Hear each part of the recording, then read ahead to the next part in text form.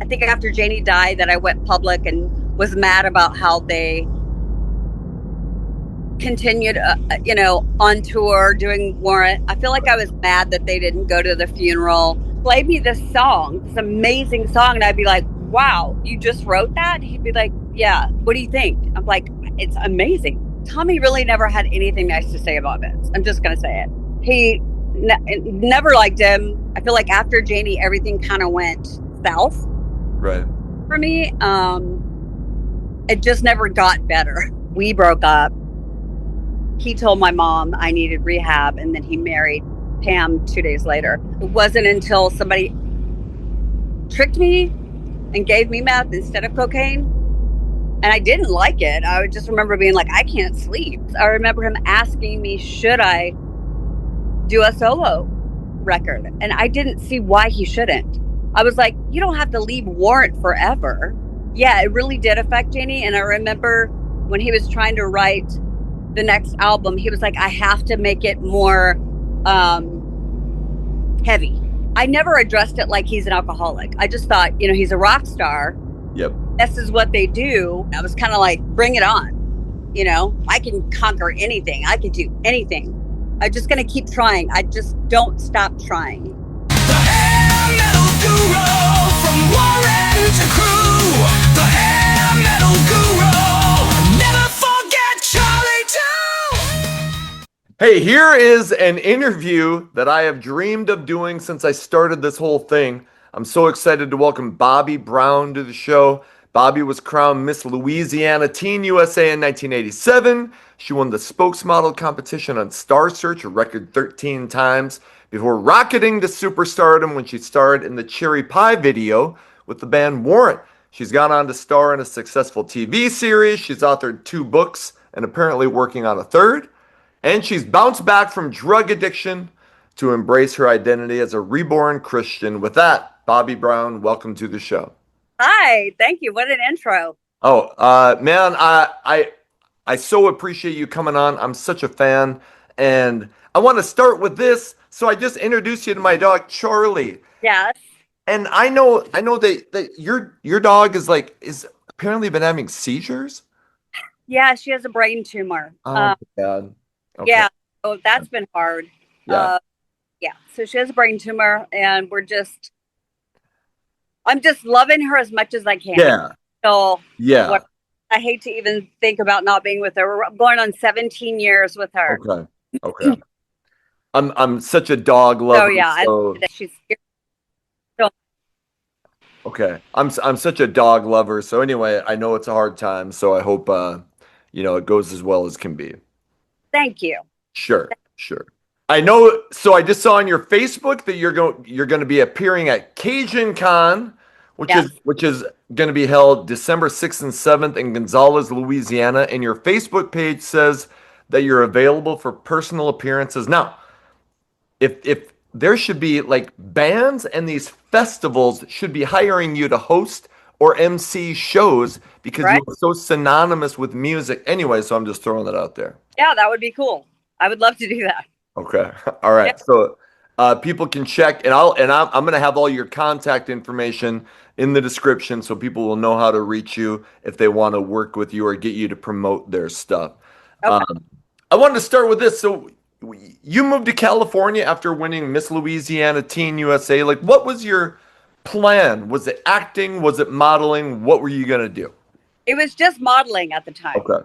Yeah, I just went there to do modeling. I kind of fell into acting, I guess, after people saw the video, and then I did Star Search, and then I would get, a request at my modeling agency to, audition for a movie, and I'd be like, okay, and then I would book the job, and I was like, that's crazy. I remember it'd be like one line, and I would say the line so many times that it sounded unnatural. Right. And I'd be like, just one line, just be natural. And I'd be like, no, you go. No, you. Just dumb. But it was never my intention. I just wanted to go modeling. But then once you start that, you get into all the avenues of entertainment. Yeah. Yeah. So you ended up doing the hurricane video for I'm On to You. You did a couple great white videos. and then you're on Star Search where apparently Jani Lane notices you. Is that how you met him? It is. Okay. Yeah, he saw me on Star Search and contacted my agency to be in the video. I didn't go to the interview. I just didn't go. I don't know why. Yeah. And called and we're like, she never showed up. So can she meet us at Jerry's Deli in like 30 minutes? And I was like, normally the person trying to book somebody doesn't call and rat you out and Yeah. be like, normally you just wouldn't get the job, but I guess specifically wanted to see me. So I showed up at Jerry's Deli, took a French fry off of his plate, horrified him, and the rest is history. Okay. What was your initial impression like when you first met him? He was a little shy. Okay. He seemed a little shy. I met him and his the guy who was directing the video, Yeah. and I was just aggressive, just eating off of his plate, which, what the heck? Hi, I'm just eat off your plate. Right. He was a little shy, but he was sweet. Okay. So you do the video. Were you surprised after the video came out with the amount of attention that you got? Yeah. I was surprised because I had done music videos before and it was just like a blurb or, a pop up here or maybe a little bit of a part. Yeah. And when this premiered, I was in every other like frame. And I was like, oh my gosh, wow, this is crazy. I loved it, but it was surprising because I was in the video as much as the band. Yeah. So, and then it stayed at #1 for I don't know how long. Yeah, it was awesome. How does the video shoot end up becoming a relationship with him? So it didn't. He sent me flowers to the set. At the time I was dating Matthew Nelson. That's right. Yeah, and Matthew was always like, I guess they were doing music at the same time, so they were kind of like rivaling each other, I guess. And Jani was asking me out, but I had a boyfriend, and then he went on no, not Jerry Springer. He went on Stern? Yes. Stern. My mom are watching like old YouTube Jerry Springer stuff, and I'm like, okay, not him. Right. Yeah, so Howard Stern, and then said something like, hey, Matthew, sorry to, bum you out, but I'm going to marry your girl. And I just thought, wow. Right. How crazy is that? And then when Matthew and I broke up, I called Kathy Conan, who was married to Joey at the time, and said, yeah, I'm single. And literally 4 minutes later, the phone rang and it was Jani. Oh, right. Okay. Yeah, like really that quickly. So, Cherry Pie explodes, Warrant on Top of the World. You guys getting married in July of 1991. Yeah. Were you planning on having kids right away? Because you must have got pregnant pretty soon after that. We were engaged. I found out I was pregnant, and we had to move the wedding up. Okay. I had no idea I was pregnant. Okay. Become pregnant, but I was on tour with them. We were in Japan, and it was like a Japan, Australia leg of the tour. Yeah. I got pregnant in Japan because I remember thinking I forgot my birth control. And I went to a Japanese pharmacy and said, I need birth control. And they basically gave me their version of lube. And I thought it was, contraception, and it wasn't. Okay. But we were blessed with a beautiful daughter. And, it was a blessing. Neither one of us were like, what a bummer. We were excited. Right. Yeah. Taylor's born in 92, and I interviewed Maddie not that long ago. I think you might have known that, and and she was, is doing so well. But was it apparent even in those early days that alcohol was an issue for him? Yes. Okay. Yeah. One of the reasons why we divorced, but also he was unfaithful. So, but yes, alcohol was from the beginning, and it would be crazy because I would be at home. Like sometimes we'd go out together, sometimes we wouldn't, but I didn't trust issue. Like there wasn't anything that made me think he would ever cheat.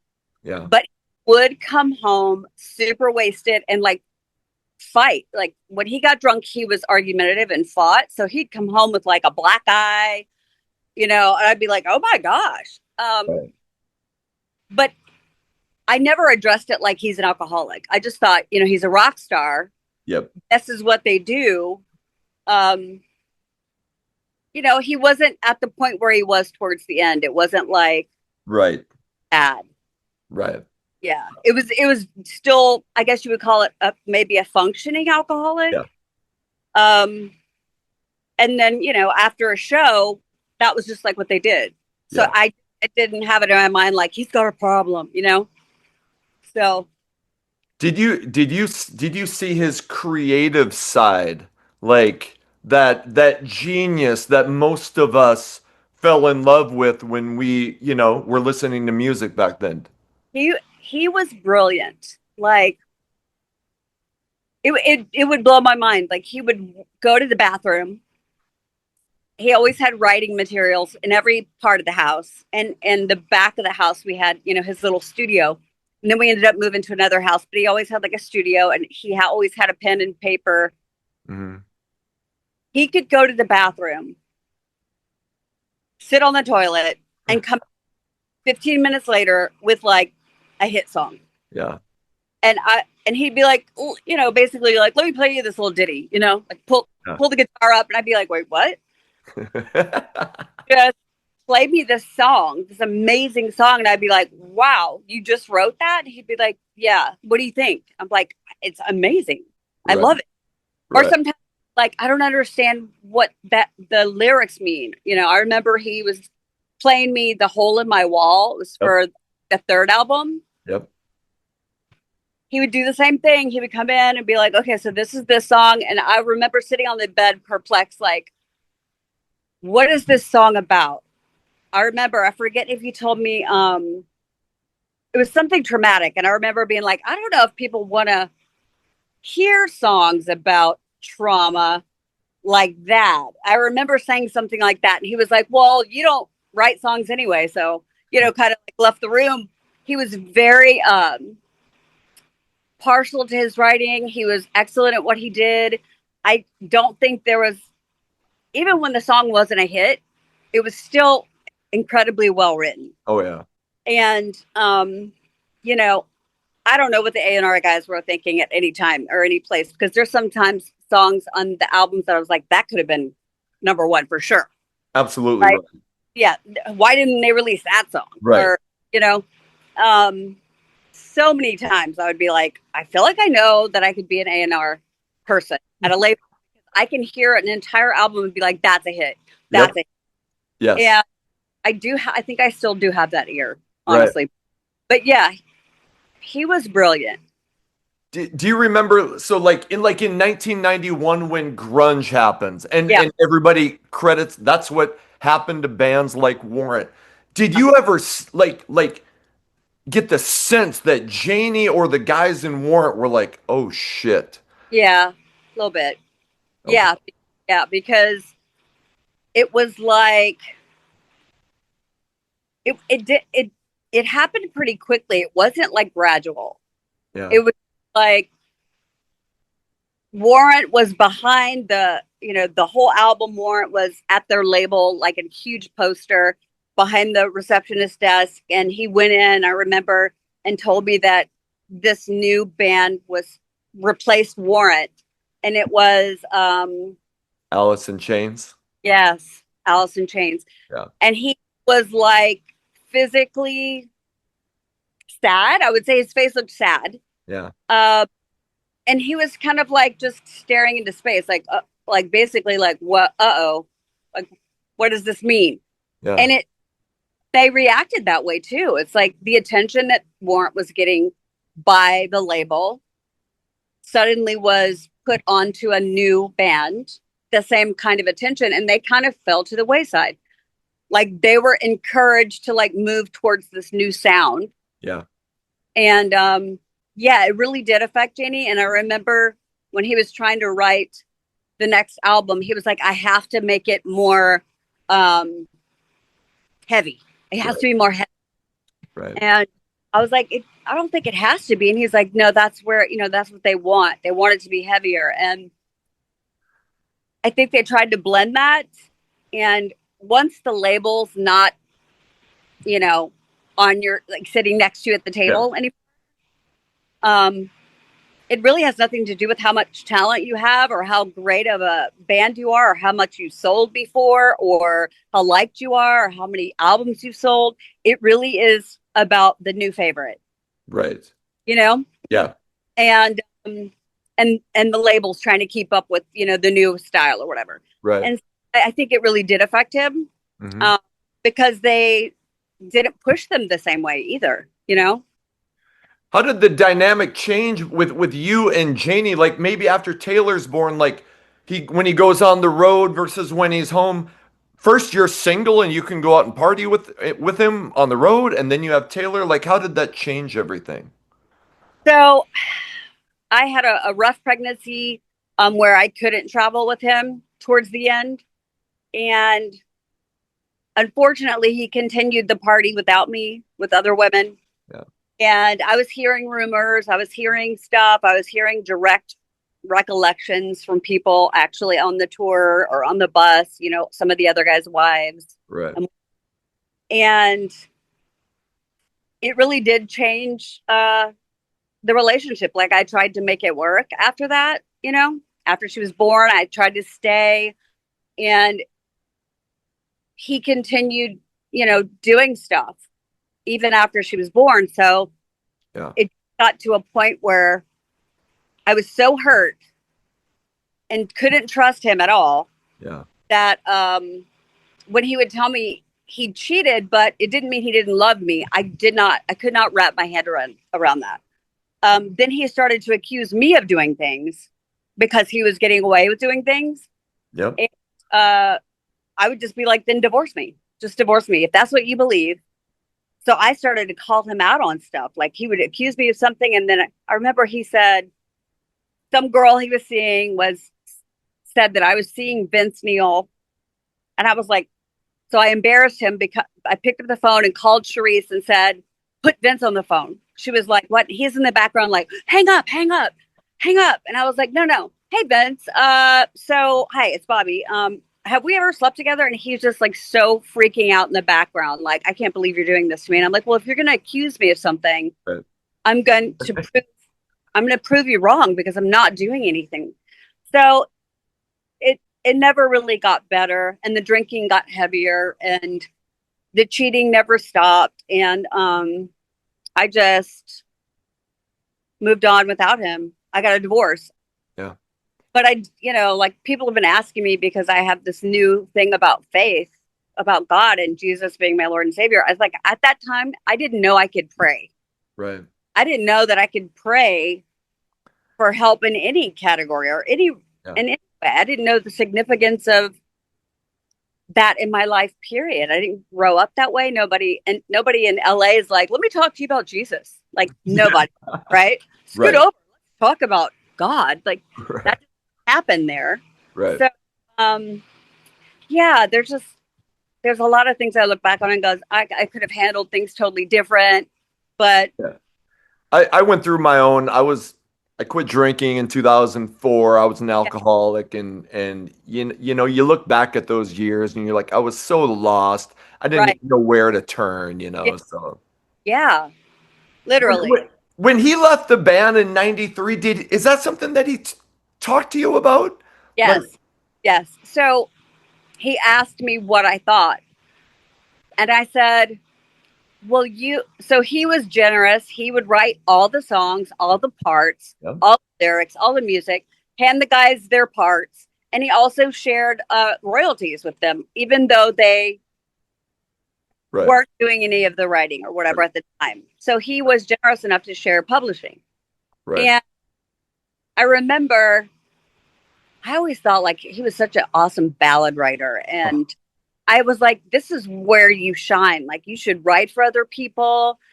He wanted to do a solo thing. I thought he was fully capable. He had all of the music and all the songs, and they were all amazing. And I remember him asking me, should I do a solo record? And I didn't see why he shouldn't. I was like, you don't have to leave Warrant forever. I was like, I remember referencing like Aerosmith. I'm like, they were huge. They went away. They came back. They went away. You know, like, I feel like if you're always in somebody's face all the time, they need to miss you a little bit. So I said, I feel like you can still be with Warrant and do a solo thing and go back with Warrant. And that was about as much input as I had. Right. Like I just shared with him, I was like, I think you should do both. Right. So go ahead. Oh, well, he left in 93, came back in 94. By then, I think you guys were divorced. Is that right? Okay. Yes. Yeah. Did you have any sort of relationship with the band guys? I still was friendly with like their wives, always remained friendly with their wives. It wasn't until I think after Jani died that I went public and was mad about how they continued, you know, on tour doing Warrant. I feel like I was mad that they didn't go to the funeral, and I was very vocal about that. And I said some things that were kind of harsh. Right. And so they were basically like, well, we don't want her around us more. So time from that point on that I was maybe hosting a venue or doing something for rock and they were there, they would like ban me from however many feet from the stage, from their green room. They wouldn't let me announce them, which I thought was really stupid. I was like, it would behoove you to have me announce you. Like, but it was just weird. And I don't know if it was like because of their current wives or who knows, but like they didn't want to be cool with me anymore. I will say that Jerry is not his wife necessarily, because she got mad at me for, I don't remember, something years ago. Yep. I think I've made people mad quite a bit in my over the years. But Jerry is still in close contact with Taylor and Madison. Yep. And super grateful to him for being so just being having a good heart and just being loyal to Jani's kids, which is, you know, admirable. Maddie said he's the one who's like tried to keep them involved and keeping them aware of things. Yep. And that's amazing. Like, I'm so grateful to him for that. And I think I've even reached out to his wife at some point and was like, hey, sorry about all that stuff, you know, 5 years ago. I don't remember, but I'm way more at peace in my life and in my spirit than I've ever been. So I just want everybody to, you know, get along. Yeah. And, you know, I don't have any I have no argue left in my wheelhouse. I just don't. Yeah. And I appreciate you going into detail. I'm trying to I feel like a lot of these questions, like fans of you and of that band, have always kind of wanted to know. When you got divorced, I assume you were the one who initiated it. Yeah. Okay. Did he handle it okay, or was it not good? Okay. Yeah, he did not handle it well. Okay. But it wasn't like I didn't try. Sure. And but you know, at that point when you've been lied to so many times, and the patterns don't change, I'm just like, I can't stick around while you continue this. You know, I can't go home and visit my parents and trust you in our home. Yeah. You know, I don't know. It just, but you know what's weird is like I never was mad at him. Like I always loved him anyway. And even if I moved on, we still talked, and I will say he was the love of my life. And we remained friends until the end. And he and I were on a level where we could call each other and talk about stuff. And, you know, towards the end, we were like very, very close friends. Like we would go have lunch. He would come over. We'd go to a comedy show. We were hanging out with, you know, we were hanging out. And, you know, we remain in each other's lives. Yeah. And positively. Yeah. You know, and because my mom divorced my dad, and my dad would come to my house and have dinner with my stepdad and my mom and me and my brother. And I just felt like that was awesome. That was a really cool way to still stay close to all the family. My dad was a little bitter when my mom remarried. Yeah. But I put my foot down and was like, you're not going to talk smack about him, Dad. Like, he loves Mom. He's taking care of us. And I think my dad dropped me off. I remember he was mad. But then after that, he changed. It changed. All of it changed. So I just remember never talking smack about him to Taylor when she was young, because I just feel like that's between us, the adult, and the child should never be drugged through the middle or be made aware of like we never fought in front of her. We never talked bad about each other in front of her. I just never wanted my daughter to have a certain type of feeling because it was my feeling. Sure. I wanted her own relationship with her dad and have her own connection with him and her own opinions, and they have their own relationship or communication without it being tainted by anything from our past. Sure. Yeah. After you get divorced, you get introduced to Tommy Lee by Charisse Neal. Like, yeah. What do you remember about meeting him? Not by Charisse Neal. I was in Miami, and he was dating my roommate. We were modeling there, and this was when I think Jani and I were separated, and then he and I got back briefly after that. Okay. He was there dating my roommate, and we were just all hanging out. I was just being myself. I was married. I was being kooky and crazy. I feel like I went home from that. I went straight to rehab after that trip. Pretty sure. Miami was crazy. I did go from Miami, actually. Okay. I went to. So, but that's how I met him. And then Jani and I tried to work on getting back together, because at this point now I had my own addictions. Okay. And I wasn't cheating, but I did have my own addictions now as coping. I would say I was coping. Sure. With drugs. And I remember Tommy calling our house, like me and Jani's house where we were together living, and him leaving a voice message like, all, hey, Bobbie, give me a call sometime. And I was like, oh my gosh, what's happening? Oh my gosh. So that was crazy. Then it wasn't until Jani and I actually separated that I went out one night, and Charisse had invited Tommy to a club doing together called Club Ugly. And he never stopped calling me after that. So I would call that love bombing now. Like, at the time, I didn't know what that type of attention was. Right. Consistent, nonstop, like floral, like a whole kitchen and living room full of flowers, like one day. And my friend would come over and be like, what in the heck? What is all these flowers? I'm like, Tommy sent them to me and calling me nonstop. It was crazy. So I just thought, he really loves me. Right. And you mentioned going to rehab. I was going to ask, because I thought maybe the drugs got started with Tommy, but obviously they were an issue before then. Yeah. They were an issue before them. I got, before him, I got sober and got with him, and then started doing them with him. Okay. It was, I didn't stay sober very long. And when I got with Tommy, it was very common for us to, partake. Is that when it was meth, right? Is that when that started? That was later. Okay. We would just do cocaine. Okay. And it wasn't until somebody tricked me and gave me meth instead of cocaine.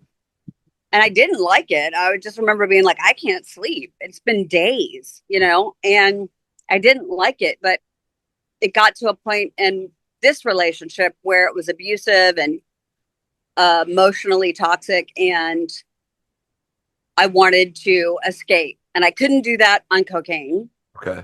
So I started to do meth, where you can stay up for 3 days and not feel anything and be productive, I thought. I'm being productive. I'm cleaning this whole house. I am doing all the grocery shopping. Like, I thought I was productive. So, yeah. But I did keep it from him. Like, I did lie to him about it, but it was very obvious when I had lost, like so much weight. Yeah. and I was trying to keep it a secret from him. And then we broke up. He told my mom I needed rehab, and then he married Pam 2 days later. So that, Right. yeah.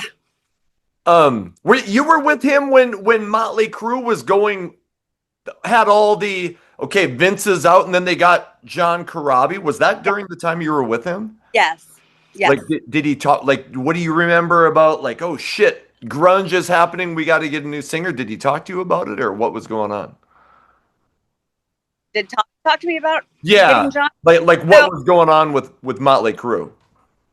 So Vince was trying to do a solo thing. Yep. And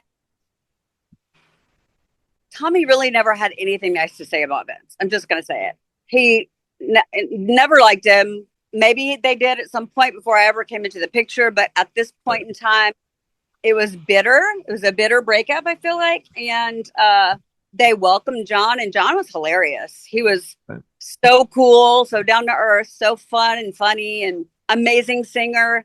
They just did this record with him, Hooligan's Holiday, and I think that was the name of it. And I went to their video shoot, and I just remember really liking John. Okay.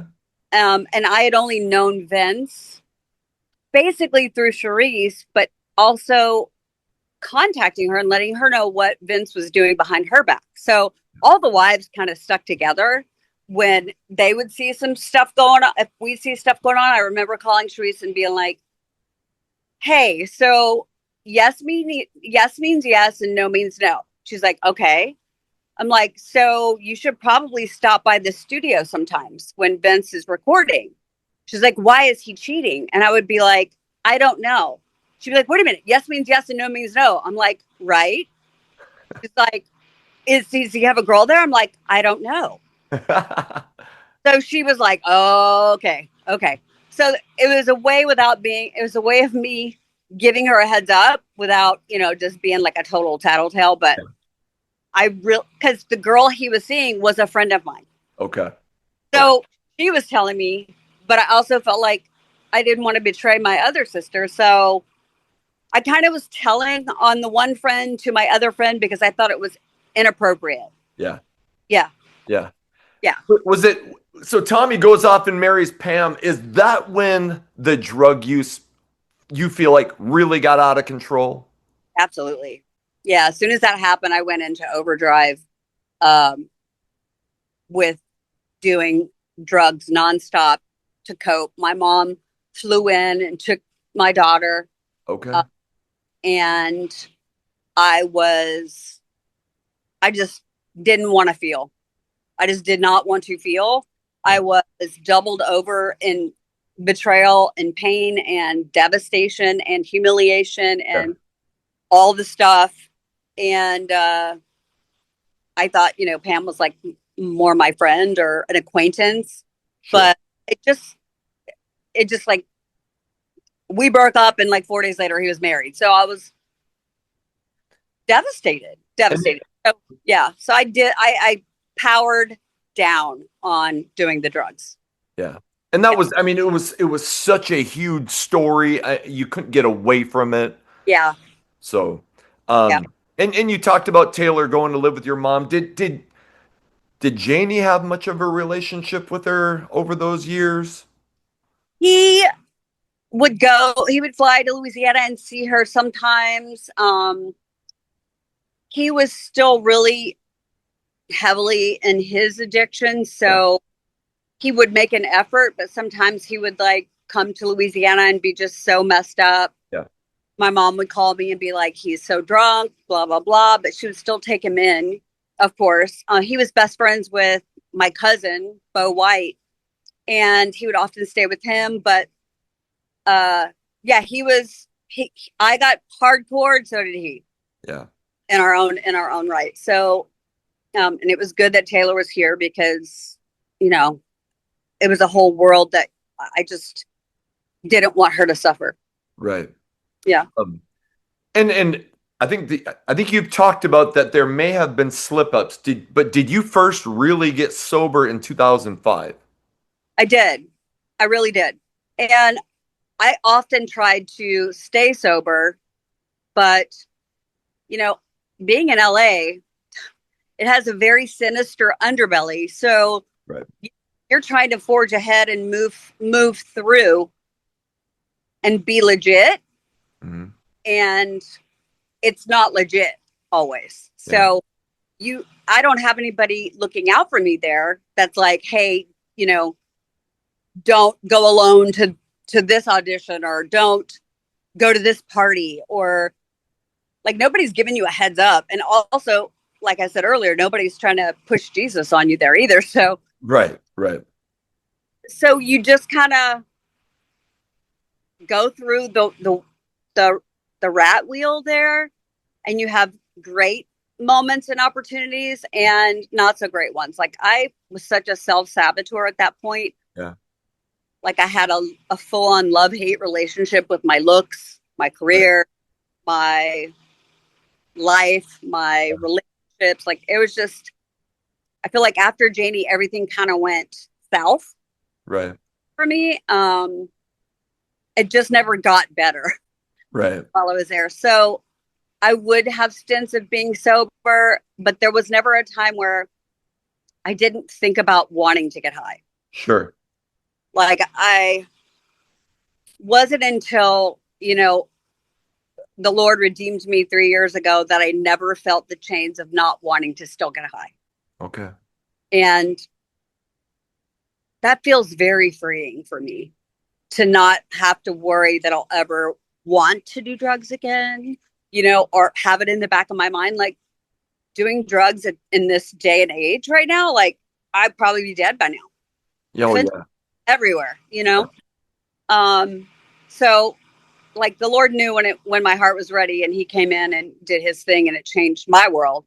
But he can redeem you from such bondage, which I was in such bondage to that drug. Like I became a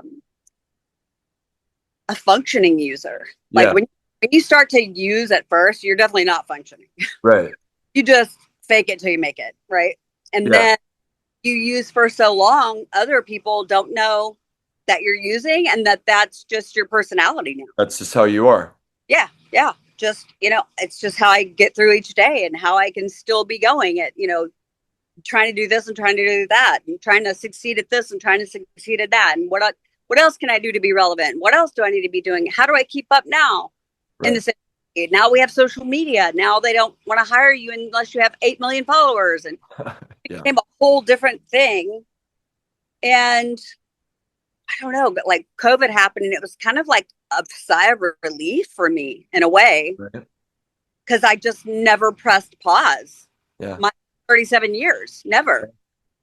And it was kind of a sigh of relief. And then, I had a stalker, and she stole. This person stole all my money, and I just literally had to have a death of self. Yeah. And that was what it took. And it was a very unfortunate, but I don't know that he would have been able to reach my heart had I not finally just surrendered and went like, I give up. Right. I give up. Everything human that I've tried to do in my life, I've thrown at it. I've thrown money at it. I've tried, attorneys. I've tried, antidepressant drugs. I've tried, like everything I tried just wasn't working. Yeah. And when I give up. I'm done with life. I'm done. I don't want it. I can't do it anymore. And then he stepped right in, and I was just like, wow. Thank you. Not that I don't know you, but you seem different. Yeah. Now, like when I see you in interviews and things, you look different, and I mean in a good way. So. Oh, thank you. I do have a bit of joy that I can't claim is from me. It's not mine. It's the Lord's joy, and more peace. Like I used to be just, very tightly wound. Right. Very tightly wound. Chaos magnet. But I welcomed it. I was kind of like, bring it on. I can conquer anything. I can do anything. And it was just a blind confidence in the world, which is crazy because, I'm in LA thinking I've encountered every possible downfall or person you could imagine. Right. And I come to Louisiana and that happens. And I was like, I didn't see that coming. Right. But, you know, everything is working itself out, and I am more at peace. I'm more self-aware. Still learning. I'm still a work in progress. Sure. Don't have any cravings for drugs anymore. Thank God. And that's all him. That's all him. You talked about being a functioning user. You could get by. People maybe didn't even know because they were used to you that way. When do you think, and I'll finish up talking about Jani, but when do you think Jani went from being like he could tour and he could function even though he was an alcoholic to there became a time where he really couldn't function? Like, when did that happen? I would say he remarried someone who was also an alcoholic. Yep. So I feel like that's when things got really crazy. Okay. Like, that's when you have a partner in crime. Yeah. It's not going to be easier to get sober if your partner wants to keep being high or drunk. Right. So I feel like things started to get crazier around then. Yep. And he was more unpredictable and, you know, so, and I mean, he tried to get sober too. And he was incredible when he was sober. He was such a different person. He was so kind and so sweet and loving and smart. And he was just also different, you know, when you're doing drugs or being drunk, you're not your true self at all. You're under the influence and they're not good. So, yeah, I would say around that time. Even Matt, I mean, and Maddie talked about her mom's addiction becoming so bad that eventually she couldn't live with her. She had to go live with other family. Yes. Yeah. So did you ever develop a relationship with Maddie? So I was always sweet with Maddie. I always wanted Taylor to see Maddie, but her mom didn't really like me. Okay. Or something. And I would say she hated me, but not for any reason that I ever gave her. I really tried to befriend her. Yep. I don't know if it was competitive in nature or what, but it just seemed like any opportunity I had to like hang out with Maddie, the mom was pushing it back. It wasn't until she got older that I saw her again and again, and we've never had issues. I remember even when Jani was married to his third wife, before he died, Taylor had flown into town, and me and Nooshi, my dog, and Taylor and her boyfriend at the time, Trent, went to have Thanksgiving at his house with his new wife. Yeah. And I forgot what did you ask me before this?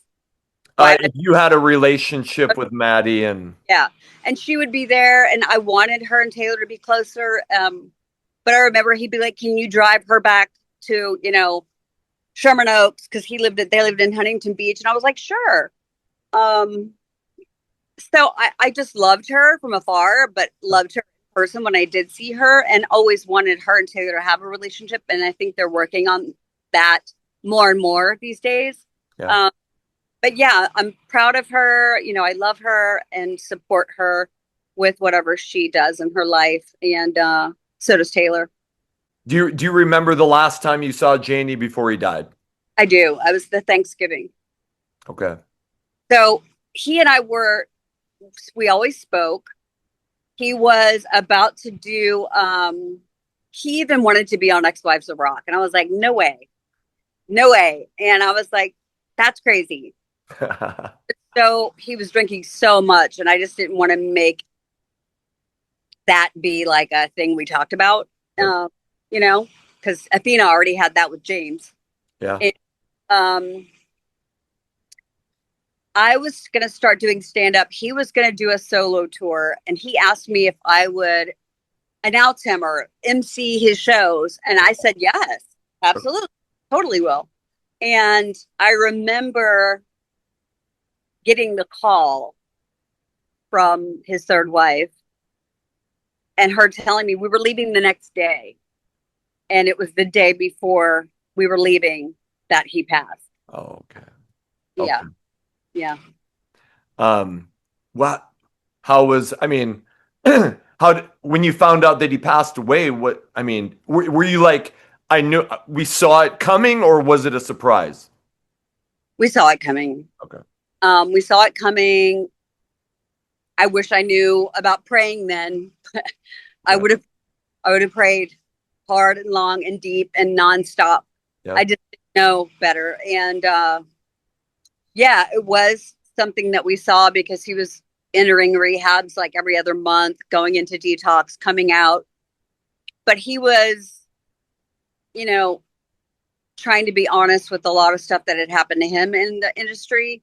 And it was traumatizing. Like I'm not gonna lie, like he was also trying to cope.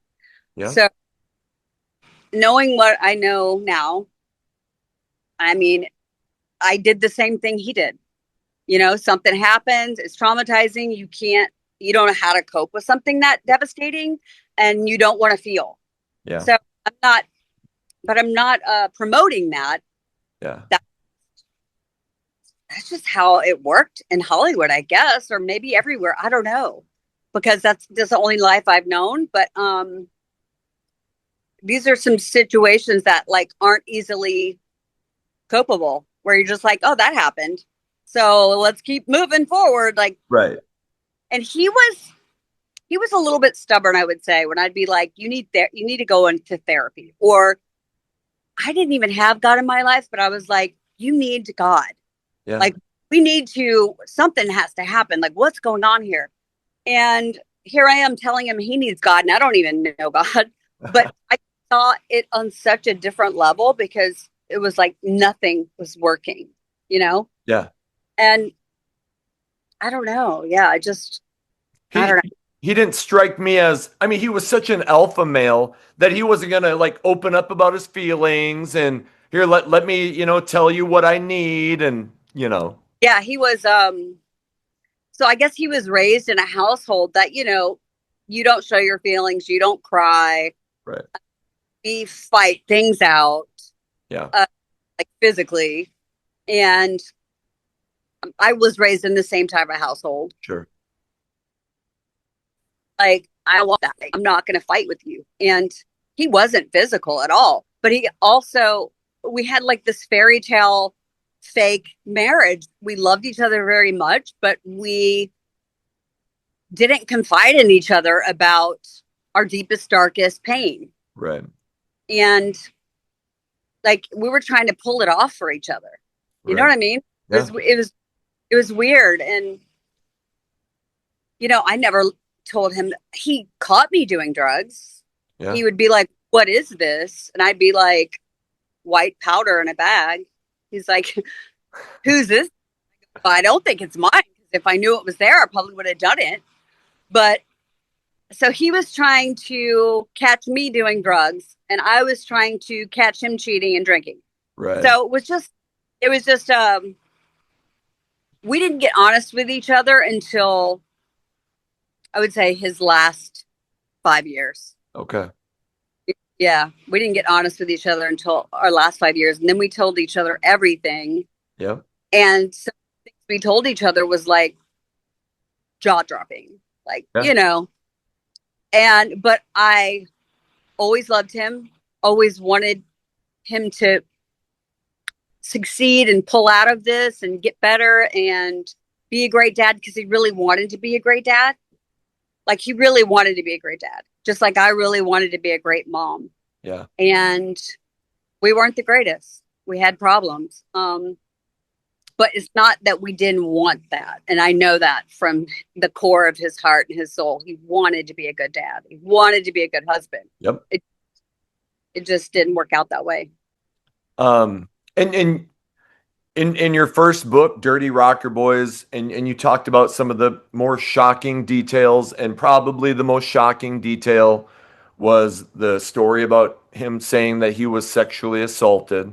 And it's not like there's an interview on YouTube where he tells an interviewer that happened. So it's not like, you were making something up. No.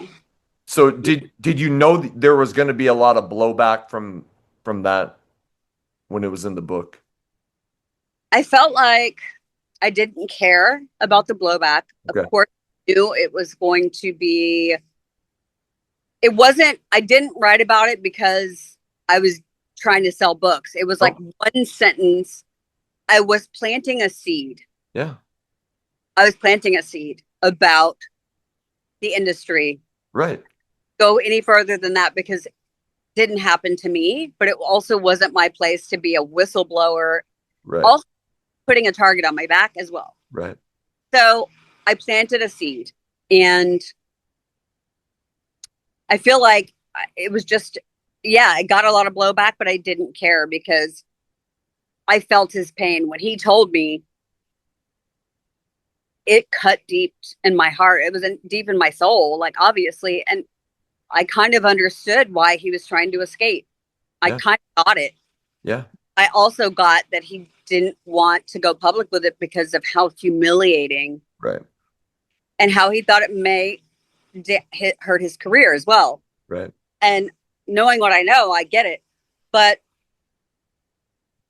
people are always like, are you ever going to say? I'm like, no, Yeah. it's not my place to say, and I don't want to keep bringing up old wounds for him. I want him to rest in peace, but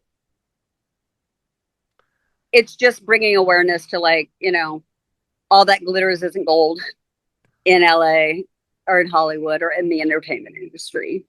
And I feel like it's becoming more widely well known now. It's Yeah. way talked about now than it was back then, but the truth will keep coming out. I think you talking about that made people more aware that that isn't just a girl thing, that only happens to girls. I think that was maybe the perception. Guys could Right, happen to guys too. Anyway. right. Yes.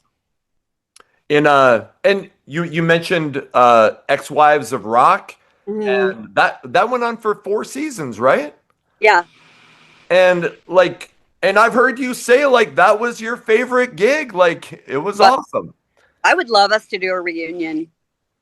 And I would think there would be is that something that you've looked into? Because I know a lot of people love that thing. I mean, it's been mentioned and I I've been addressed about it and my response was absolutely I would love to do that. Yeah. I don't know that it'll ever see the light of day, but hey, if it ever comes around, I would totally be into it. I know Athena would. I know Blue would. I don't know about Charisse if she would or not, but I think she would. I Okay. mean, I don't know. I mean, Athena and I keep up the most, Okay. and I talk to Blue never. I never talk to her, but I have nothing bad to say about her. Okay. And Charisse every now and then. Did Tommy ever reach out to you when that started? Because Athena being on it was he like He worried? did not want me or Athena to do that show. He did Okay. reach out to me and to her. Okay. Yeah. He was not happy, but I don't think he understood that it wasn't really about them. Yeah. It was about us. And I Yeah. just think he just didn't want us to be a part of it because kind of like when my book came out, he was also not happy because Yeah. he knows Athena and I get together and we start talking. Sure. And so anyway, that to be said, the show wasn't about them. Yeah. It was like, how do we know each other? And that's how we knew each other. Sure. And I've heard you say like that was not scripted, that was all natural. Yeah. That was you guys being you guys. Yeah. Like they would just keep up with us every day. Like, what's happening in your world today? And then, between the four of us, we always had something going on, Right. some sort of drama happening. We were all, the camaraderie between all of us was genuine with love, but also, honest, like you're being annoying right now or, Right. but we'll always probably be in each other's lives. I know Athena and I will for sure. Yeah, she'll be like my ride or die, obviously with my dog. Yeah, right. Yeah, and yeah, so I would totally welcome a reunion for sure. Okay. Well, somebody out there in TV land make that shit happen. So, Yeah. I didn't know if I was gonna bring this up. I'm just gonna bring it up. Okay. I interviewed Sean Zavadny, who played keyboards with Janie in the 2000s. Yeah. And they were friends from way Yeah. back in the day. And so I Yeah. mentioned your book. I mentioned what we said about what happened to Janie. And he said he wasn't sure, but he did say this. He said he thought that it didn't happen to Janie. He thought that Janie would say things like that about sexual assault to get sympathy so people would ease up about his drinking. And I just figured I'd bring it up. Again, it's like, something happens to you. Are you going to tell your closest bro? Right. You know what I mean? Like, it's something he never Yep. wanted to even tell me, Yeah. Sure. because my question was, why are we like this right now? Why are you so drunk right now? Yeah. Why does this keep happening? What is going on? What don't I know? And like I said, we got honest with each other in our later years, not when we were married. So You and thank you for addressing that. I know it's not easy to talk about. yeah, You put out a third book or a second book in 2019 called Cherry on Top, and rumor has it, are you working on a third book? I am. I Okay. am with Taylor. Yes. And what is that going to be about? Well, this is going to be about what happened leading me up to the divine encounter that I had, the Okay. divine encounter itself in detail, Okay. my full testimony, and how that's changed my life moving forward. I Okay. feel like it's going to be the most important book I've ever written. Okay. And I'm urgently trying to get that out. If it were up to me, it would already be out, but it's so important that I don't want to get it wrong. Like, not that I would get it wrong. I just want to get it right. Right. Like, I want somebody to see, huh? I want to be thorough, and I want to be completely honest. And, I want to express to the reader how important that encounter was and how it changed my life. Like, that it totally changed the GPS coordinates on my future, my eternity. And I wasn't even looking for that. I didn't even know that's what I needed. But the Lord knew when my heart was ready. And I had to also have a death of self, I had to become humbled. And I did have that when my identity was stolen. Yeah. He came into the room when I needed him the most, when I was the most broken, but the most surrendered. And it's changed my life. It's changed me as a person. I woke up as a new creation. It's amazing. So I really feel like it's the most important book I'll ever write. It's not a bunch of salacious stories about fame and celebrity. It's about eternity. It's about what's happening. Where are you going? You need to know where you're going, because this life can either bring you down the wide open road, which is for many, or the small path, which is surrender to Jesus. And I mean, if there's any joy in me, it's him. It's not me. And I know about the identity theft, and I don't want you to go tell that whole story, but first, is everything cleared up with that? Have you gotten everything straightened out from that incident? No, I never got anything out of that incident, like any, payback or money, or I Right. was finally get into my hacked accounts, I would say about 3 years after. But yeah, trying to prove forensically in the state of Louisiana Right.